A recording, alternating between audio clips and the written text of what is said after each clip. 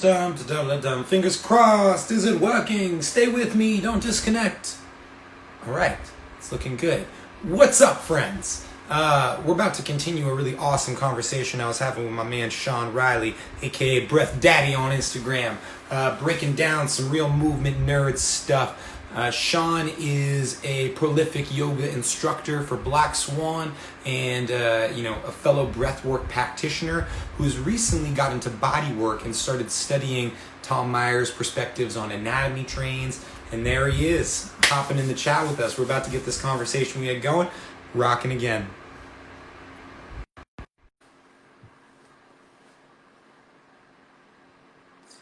It's coming. It's coming. We're connecting. What's up, Sean? What's up, my man? How you doing? Making it happen. Making it happen. Good to see you, brother. Good to see you. Let me give you a quick introduction and just summarize everything we talked about up until we stopped last time. This is Sean Riley, aka Breath Daddy, prolific Black Swan yoga instructor and fellow breathwork facilitator. We were geeking and recent, I should say, body worker, right? Relatively recent, last year or so. Yeah, pretty new. And you have been recently absorbing some new perspectives. Specifically, we were talking about Tom Myers and anatomy trains, and just the way that he frames the body in an integrated perspective. And some things that we were like kind of jamming on before we got cut off last time was just how, a lot of times we think of the body in segments, right? But really it's all one connected piece. For example, you were saying if we hit the ground, the force that's transferred into your foot doesn't just hit your foot, it travels through your whole body. And if you're lifting something up over your head, you're not just carrying it with your arms, you're carrying it with the tension of your core, you're carrying it with the engagement of your legs, all one integrated tensegrity system is the word that they use. And that's kind of where we were jamming at. Yeah, man. I like how you summed it up there. And we kind of got to that point, but just as a little recap, so I just started, I finished massage school in August of last year. And one of the big names that kept coming up during school was this guy, Tom Myers, and his system called anatomy trains. Which, as you said, is a way to look at the body as one unit that's all connected and all sort of dependent on each other, right? So we don't have, like, I used the example earlier of, it's if you do a curl, right, with your a bicep curl, it's not just about your bicep muscle working and contracting. A bunch of other stuff has to happen and flow together smoothly in order for you to create that bicep curl. So that's one example of how this stuff works, right? And I think it kind of like the idea itself, like in its pure form, is not necessarily like a new thing, right? I mean, the idea that the body's all connected is I'll challenge you on that a little bit. Not new. Okay. Because he does point out how a big percentage of how we look at the body comes from anatomy, which is all based around dissection, which is all based around cutting things apart, right? So in a sense, our like fundamental understanding of like what this thing is came from cutting it apart and breaking it into pieces. So that is kind of like built into the evolution of how we think about the body in segments. And I would go even a step further to say that's kind of how humans work, right? You look at a flower, you don't see the flower, you see the petals, you see the stem, we kind of break things apart in our mind when really it's all one integrated system. So I'd say that it is kind of a little bit of a step away from the typical, in a sense. Right. I think I would like to say it's a refinement of some other thought processes. And I'm trying to think of, I mean, yoga talks about, just in yoga in general, like, let's take away anatomy trains. Yoga talks about, like, if you're in a warrior 2 position, you would start from the ground up in your cues and in your engagements. And it would be a whole body posture, right? A warrior 2 isn't just a lunge. You want your core engaged, you want your chest open, you want your shoulders down. So, we've been taught to think about the body as one whole unit before, but Anatomy Trains takes it to just a deeper level and more detailed. And then it gives you some logic and some specific anatomical points. So if you are a body worker and say a person was having trouble touching their toes, right?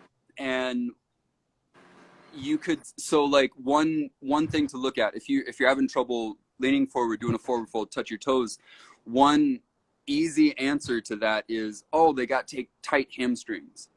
But which could be true. However, tight hamstrings is just one of many things that could be tight, restricting your forward fold. And So, I'll say something on that note. It's yeah. in fact necessary to have tensioning in your hamstrings in order to create proper banging of your hips if you're doing a hinge, right? Like a lot of times the hinge of our hips comes from the lengthening and tensioning and the tightness of our hamstrings that allows for that elastic recoil to create some explosive force. So, you know, I feel like a lot of times we're like so set on like, is the hamstring too tight? But sometimes it can be too loose too. Sure. But just the idea that we're only looking at hamstrings, right? Yeah. So one of the, in the Anatomy Trains book, I think it's like the first line. So he breaks the body down into lines, front line, back line, side lines, spiral lines, and all these different functional lines that that the body uses to do a movement. So in the case of a forward fold, you would like your back line, your superficial back line, to be able to lengthen, right? So that includes the hamstrings, but the superficial back line starts at the bottoms of your feet and it goes all the way up the back of your body and ends on the top of your head. Actually, right in the in your third forehead. eye. How much of a trip is that, right? So it like totally wraps your whole body. And this is one of the things that I talk about a lot, and I've used it in my yoga classes and I've used it on my massage clients. Like it's not just, if you're having trouble doing a forward fold, it's not just the hamstrings, right? We would want to look at the whole back line. And so I would approach a client that way, like, okay, let's look at the bottoms of your feet.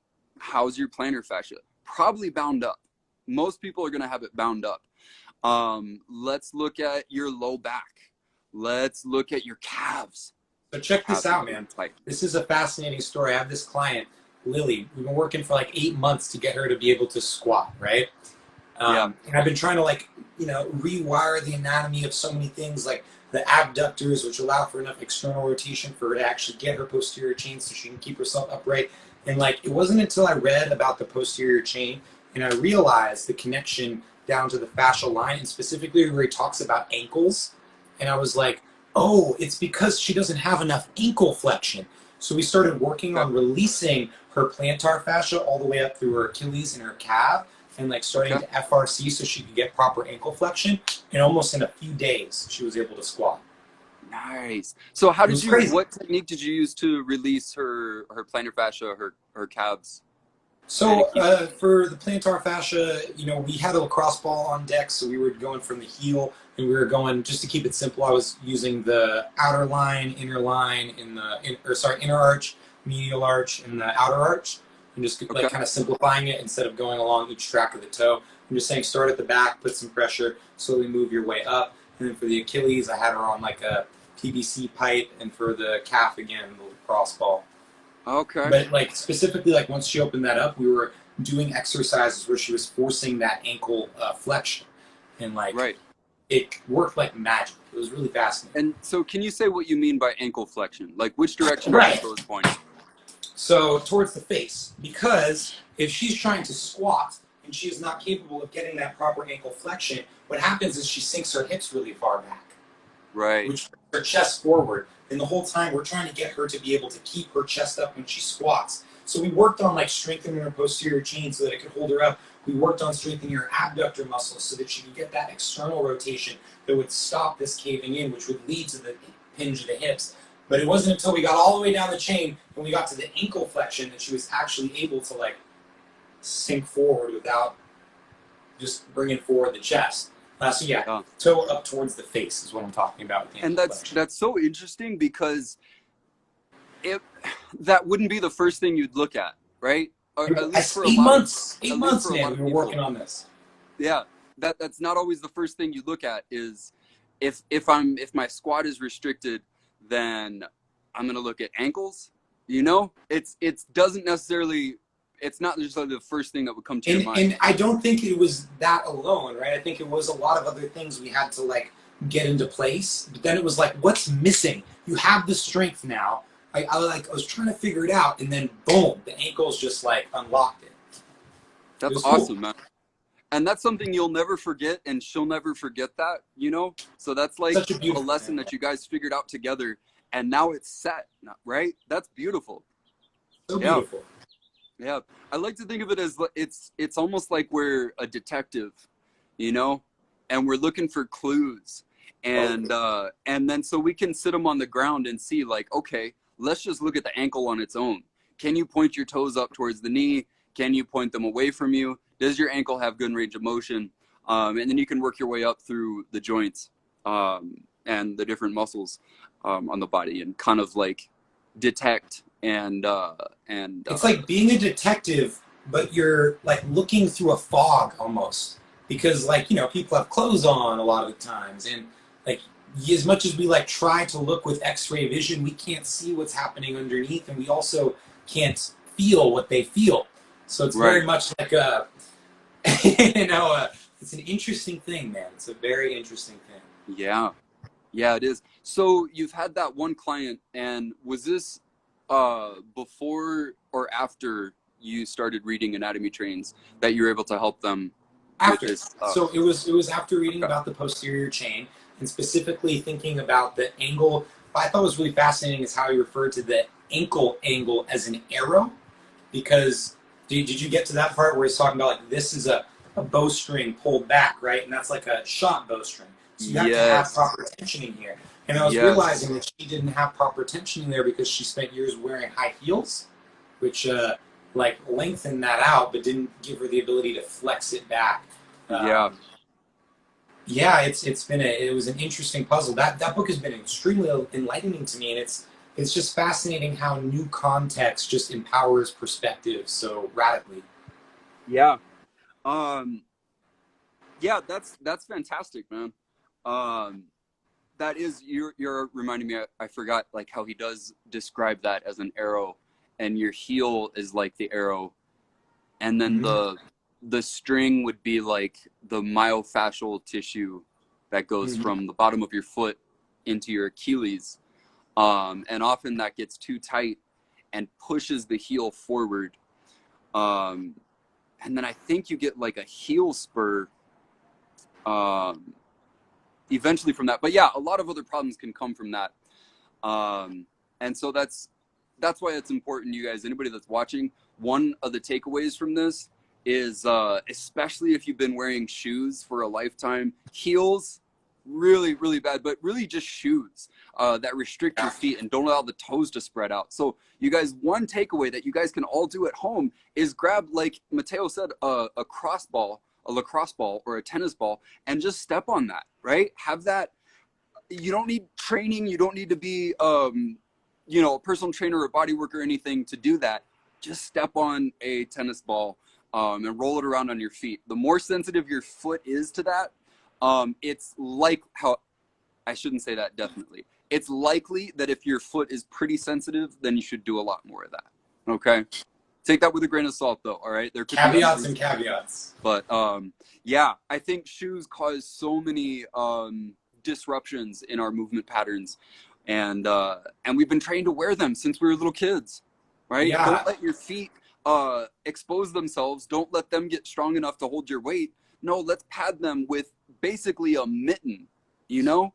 And it's like if you're wearing gloves or mittens on your hands and you're trying to like change your bicycle tire or do anything that you would need to do, write a letter with your hands, you're gonna have a lot of problems. So we're treating our feet like we're putting mittens on our feet and we're restricting them so much. And then we have problems in so many different ways that start at the feet. So every time we take a step, that step is dysfunctional. And that dysfunction going on the integrity structure travels up the chain and causes other imbalances. Maybe your hip goes out of line. Maybe your shoulder has to go this way to compensate for the hip being up this way.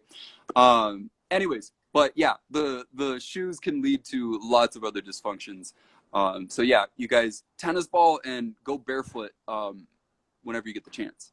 All right. So many trains of thought I could run down there because the foot architecture is something I've been geeking out a lot about lately, man, and something we could, we could have a whole other conversation on. But I'll just say one thing, which is you should get some Xero Speed Forces because they are by far the best barefoot shoe there is that I've come across. I've tried a bunch. I've tried the Bebos. I've tried the no, they're. I wish I had them around to show you what they are. That they do a really great job of is a lot of barefoot shoes have a particular point where they bend in on, which kind of makes it so that your foot doesn't flex in its natural way.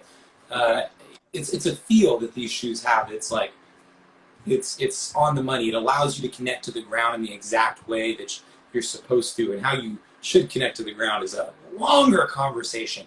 But man, can you just repeat what shoe that is again? Xero with an X, Speed Force, Xero, Speed Force. And just because I got you on the line, man, I might as well take a second to share what I've been practicing on my own, which is running on a point of your foot called the green dot, which is right there. So this is like the connection point, the primary connection point that I've been using with the ground, and utilizing a cue called keeping your inside ankle bone high, which creates a sort of like lift off kind of, so that you're not on your heel, but you're on that outer pad. And like this, there's, obviously in yoga we learn the different arches of the foot, right? We got the upper arch, outer arch, inner arch. Well, at those 3 points, there's like placements of pads where you can distribute your weight, and each of those pads have a particular purpose. So for example, pad in velocity training we call pad 2, which is the heel, is very much a stopping force, right? Like there's a reason people say plant your heels, because it's like if you're moving around, putting your heel to the ground stops your momentum. If you're trying to stay up and bouncy, you're on your toes, right?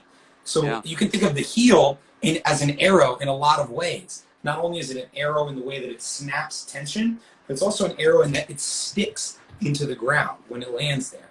So like, and then the other arch of the foot would be or the ball of the foot would be this pad right here on the big toe. And that's more of like a lateral movement shifter one, right? If you're going to the side, you kind of spring off the big toe. Or it's like a balance stabilizer. But just like thinking about how your foot connects to the ground is something I didn't do for 25, 26 years of my life, man. So it's been a really interesting exploration to dive deep into. Yeah. And how old are you now? 28. 28? Okay, so for a few years. Yeah, me too. Just like a few years that I've been thinking about this stuff. So, but I think there's still time. I think there's hope for us that we can correct our imbalances and learn while we're doing it and be able to help other people doing it. But whether or not we can ever rectify what years of wearing shoes has done to us, that's one thing. But certainly we can move better, right? Like I move better than I ever have in my whole life applying these biomechanical principles, which is interesting because I was never a good mover, like naturally. Really? No, I was always very slow and very uncoordinated. And now I feel like very bouncy. Not really, man. Like I played sports, but I was like among the people I knew one of the like slower people, less coordinated people. Never, like I was always a big guy, but never like particularly strong. And I've gained a degree of agility from the current practices that I've been doing, which is like, oh yeah, this is how you're supposed to be moving. And just like a lot of people do it naturally, and I didn't, and had to learn it. Yeah, no, I'm in that same boat. I don't have an athletic background, but I've gotten so much joy through the pursuit of it, and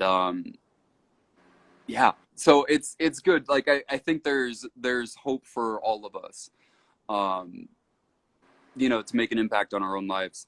That's a great message to close with, guys. That it doesn't matter where you're at. put some love into how you move, because you can always move better, and you never know the effect that that could have on your life. It's a powerful thing to start to pay attention to yourself.